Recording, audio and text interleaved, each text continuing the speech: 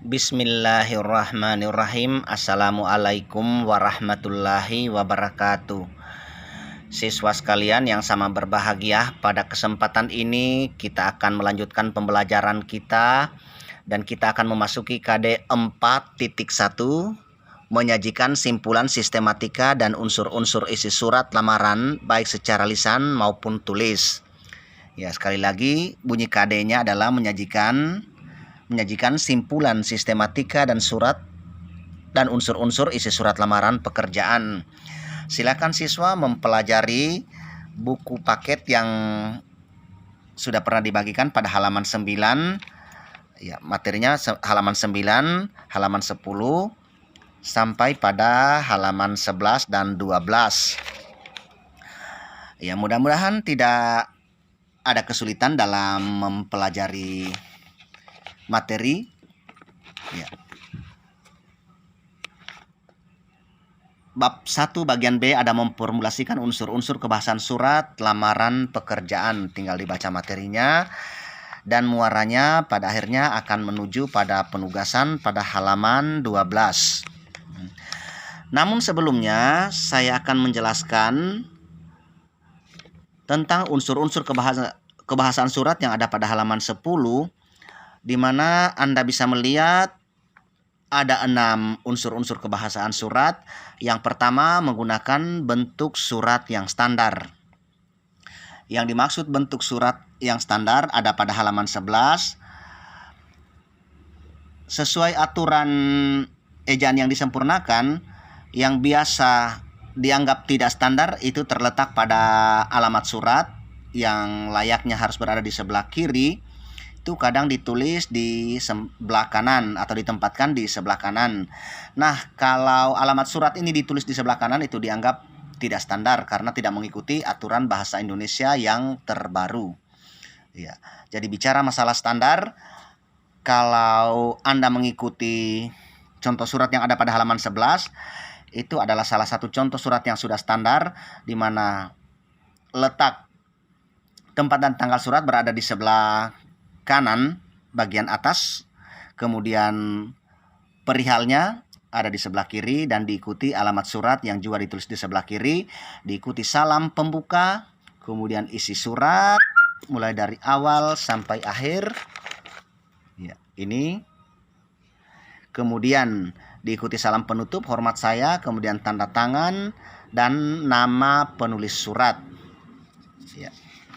Selanjutnya pada butir yang kedua ada menggunakan bahasa yang baik dan benar. Ya. Bahasa yang digunakan dalam surat pada halaman 11 itu sudah baik. Tidak ada kita temukan bahasa-bahasa yang tidak bisa dipahami. Tidak ada pula kita temukan bahasa yang menggunakan bahasa daerah atau bahasa gaul yang susah dipahami. Jadi kalau untuk surat yang ada pada halaman 11 dianggap bahasanya sudah baik dan benar. Selanjutnya butir yang ketiga ada menggunakan kata-kata yang sopan. Silakan amati pada halaman 11, tak ada satupun kata-kata yang dianggap kurang ajar atau kurang layak untuk didengar. Saya kira bahasanya sudah bagus, sudah dianggap sopan, tidak menyinggung perasaan orang. Selanjutnya butir yang keempat menggunakan kata pengantar yang jelas, singkat, padat, informatif, dan tepat sasaran. Kata pengantar yang dimaksud terdapat pada isi surat di bagian awal paragraf berdasarkan informasi yang saya peroleh sampai seterusnya. Silakan dibaca baik-baik. Ya, melalui pengantar surat tersebut saya kira sudah jelas apa yang disampaikan oleh penulis surat. Kemudian untuk butir yang kelima, tulisan bersih, mudah dibaca dan sesuai dengan kaidah ejaan. Kalau kita amati surat yang ada di halaman 11, ya tulisannya sudah cukup rapi, tidak ada lagi yang diragukan maknanya. Kemudian bicara juga masalah ejaan.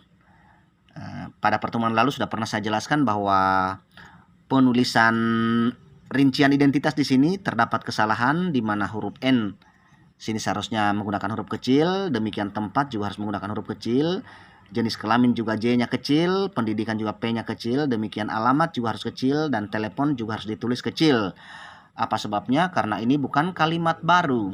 Kecuali kalau dia adalah kalimat baru, maka penulisan huruf pertama pada awal kalimat ditulis dengan kapital. Jadi di sini silakan dibetulkan di buku tugasnya untuk penulisan huruf T, J, P, A, dan T pada rincian. Ya, pada penulisan rincian identitas penulis surat itu dikecilkan. Ya. Selanjutnya untuk butir yang keenam, melengkapi bagian-bagian surat dengan norma bahasa surat seperti penulisan unsur hal, ini penulisan unsur hal. Ya, kemudian tempat tanggal surat, ini bagian sudut kanan atas. Kemudian ada alamat, ini alamatnya yang terhormat HRD, manajer sampai seterusnya. Kemudian ada salam pembuka, salam pembukanya ini dengan hormat diakhiri dengan tanda koma. Kemudian isi surat, nah isi suratnya ini terdiri atas 3 paragraf. Ya, paragraf pertama adalah paragraf pembuka, kemudian ini adalah paragraf isi, dan yang terakhir ada paragraf penutup. Demikian surat lamaran kerja ini sampai seterusnya itu adalah paragraf penutup, namun ketiganya masih dikategorikan sebagai isi surat. Kemudian ada yang disebut salam penutup. Ya, salam penutupnya ini hormat saya. Kemudian berikutnya ada tanda tangan dan nama terang. Saya kira cukup jelas tanda tangannya dengan nama terangnya Aisyah Wanatabe.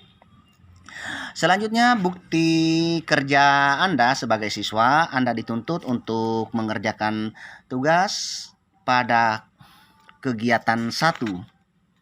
Ini kegiatan 1, memahami unsur kebahasaan surat lamaran pekerjaan.